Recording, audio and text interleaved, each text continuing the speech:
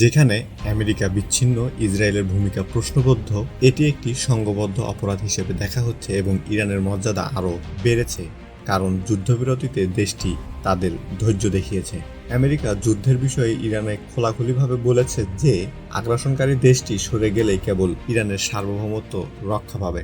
এগুলো সবই প্রশ্ন, কিন্তু এই প্রশ্নগুলোর ছায়ায় সবচেয়ে বড় প্রশ্ন হলো ইরান এখন হরমুজ রোড নিয়ে কোনো আপোষ করতে চায় না এবং যে পরিস্থিতিতে আলোচনার টেবিলে হরমুজ রোড নিয়ে আলোচনা হচ্ছে সেখানে শুধু একটি দুটি নয় বরং 10 থেকে 12টি বিষয় রয়েছে, যেগুলোর উপর কে সমঝোতায় পৌঁছাবে সম্ভবত এটি সবচেয়ে জটিল প্রশ্ন।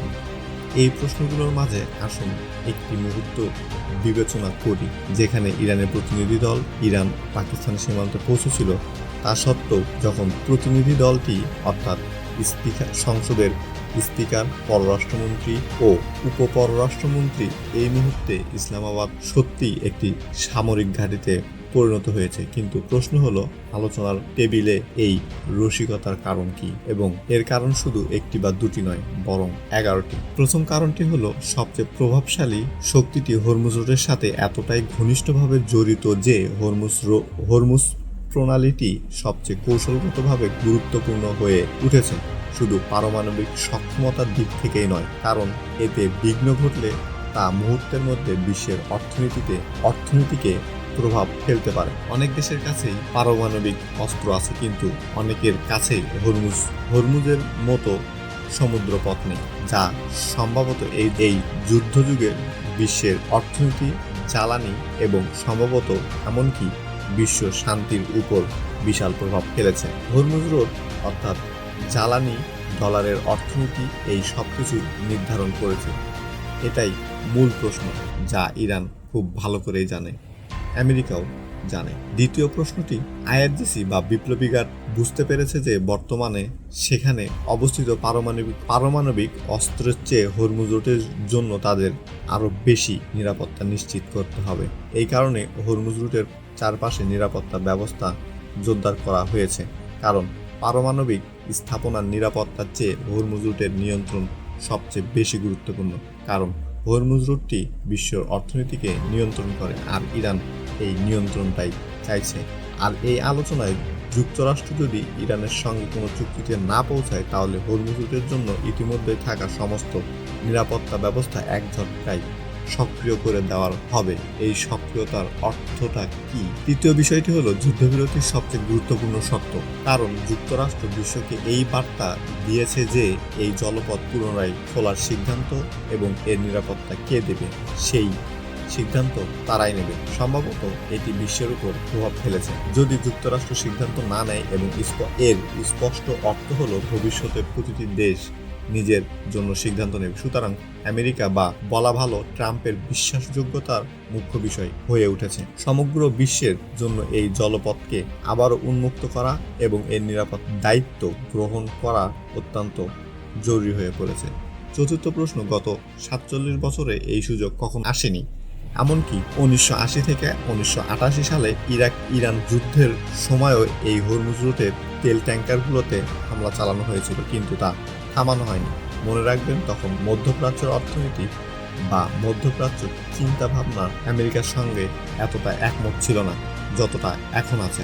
অন্য কথায়, গত 40 দিনে কিভাবে সবকিছু বদলে গেছে এবং ইরানকে এক শক্তিশালী উপস্থিতি সহ সম্পূর্ণ নতুন এক পরিস্থিতিতে ফেলেছে আমেরিকা, এবং ইরান এই বিষয়ে পুরোপুরি সচেতন।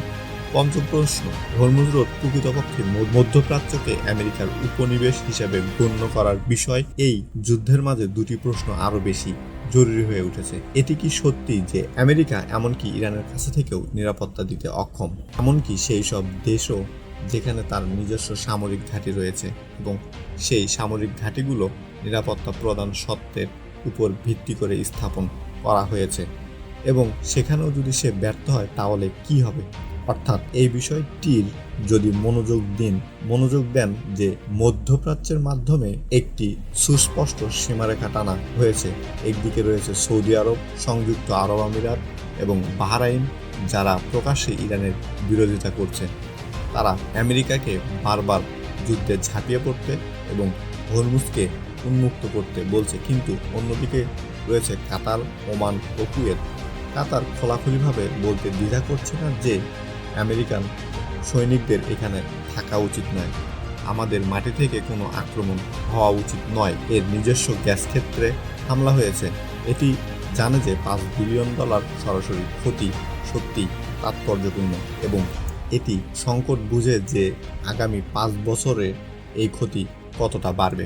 ষষ্ঠ প্রশ্ন হলো, যুক্তরাষ্ট্র বর্তমানে পারমাণবিক সমৃদ্ধকরণ, নিষেধাজ্ঞা প্রত্যাহার, যুদ্ধকালীন ক্ষতিপূরণ এবং আমেরিকার সৈনিক প্রত্যাহারের বিষয়টি সংযুক্ত করার চেষ্টা করেছে। সে স্পষ্টভাবে বিশ্বাস করে যে 10 দফা আমরা ওই 10টি পয়েন্ট সবকিছুই মেনে নেব, কারণ এর মধ্যে ইউরেনিয়াম সমৃদ্ধকরণ অন্তর্ভুক্ত ছিল, অর্থাৎ সেই ইউরেনিয়াম যা যুক্তরাষ্ট্র ইরানকে বলে আসছিল যে ফেব্রুয়ারিতেই ফুরিয়ে যাবে। আমরা এমনকি সেই বিষয়েও একটি চুক্তিতে পৌঁছাবো। বার্তাটি স্পষ্ট, শুধু বিশ্বকে একটি বার্তা দেওয়ার জন্য আপনাদের হরমুজ রোড আমাদের হাতে তুলে দিতে হবে।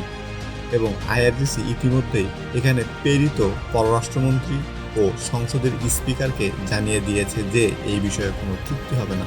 এটি আমাদের অর্থনীতি এবং আমাদের ভবিষ্যৎ শান্তির সাথে ভবিষ্যতের শক্তির সাথে জড়িত।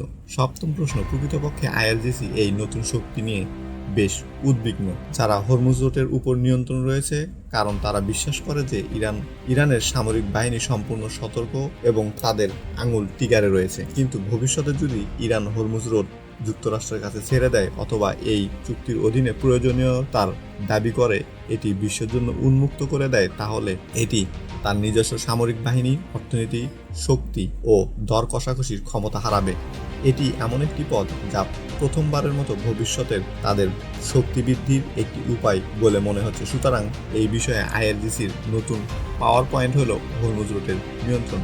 অষ্টম প্রশ্নটি হলো, এটি কি আমেরিকার বিজয় নাকি ট্রাম্পের বিজয়? তিনি এই সত্যিটি জানে যে হরমুজ রোডটি একমাত্র পরিচয় যা একবার বিশ্বের কাছে উন্মোচিত হলে ট্রাম্পকে সেই স্বীকৃতি দেবে যে তার কথাগুলো গৃহীত হয়েছে এবং আরোপিত পারমাণবিক ক্ষেপণাস্ত্র ও অন্যান্য নিষেধাজ্ঞার সাথে বাকি বিশ্বের কি সম্পর্ক। কিন্তু এই প্রশ্নটি আমেরিকার জন্য গুরুত্বপূর্ণ এবং আইআরজিসি বলছে যে এটি গুরুত্বপূর্ণ।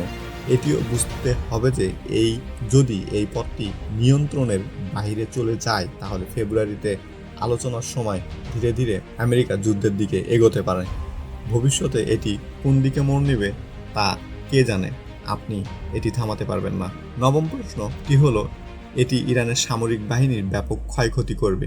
এই বার্তাটিকে হরমুজ রোডের সাথে যুক্ত করা হয়েছে কারণ তাদের কাছে অর্থ, পুঁজি বা ডলার এলেও তারা তার ক্ষতিপূরণ দেবে, কিন্তু তাদের ভবিষ্যৎ কৌশল, সামরিক শক্তি, সামরিক ঘাঁটি এবং আন্তর্জাতিক মর্যাদার ঝুঁকির মুখে রয়েছে। কারণ হোয়াইট হাউস থেকে তেল আবিব পর্যন্ত বারবার শোনা গেছে ক্ষেপণাস্ত্র শেষ, নৌবাহিনী শেষ, ড্রোন শেষ। তা সত্ত্বেও ইরান তার অবস্থান অটল ছিল। 45 জনের বেশি কমান্ডার নিহত হয়েছে, কিন্তু ইরান তার অবস্থান অটল ছিল। এখন বার্তাটি হলো সবচেয়ে সংবেদনশীল বিষয়ে কোনো আপোষ করা উচিত নয়। দশম প্রশ্নটি খুবই স্পষ্ট। একদিকে লেবানন, হিজবুল্লাহ বনাম ইসরায়েল, হরমুজ রোডে কি হতে পারে? কারণ ইসরায়েল ক্রমাগত আক্রমণ চালিয়ে যাচ্ছে।